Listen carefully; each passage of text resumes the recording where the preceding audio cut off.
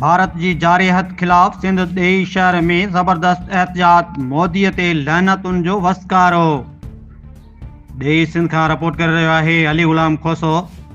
भारत जी जारियत ख़िलाफ़ ॾेई शहर सिंध में सोशल मीडिया सेंटर सिंध पारां हिकु वॾी रैली कढी वई, जंहिंमें भारतीय वज़ीर आज़म नरेंद्र मोदी ते लहनतुनि जो वसकारो कयो वियो।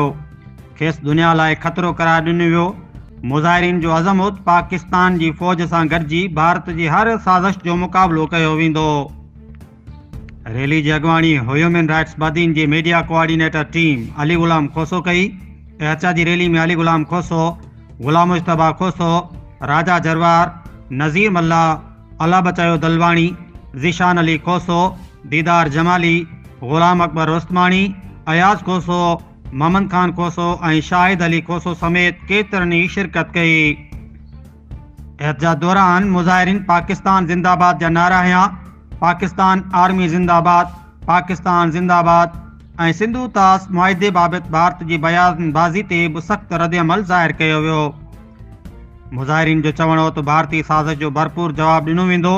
मुल्क जी दिफ़ा लाइ हर हद ताईं वेंदासीं। Ali Ghulam Khoso, social media centre Sindh.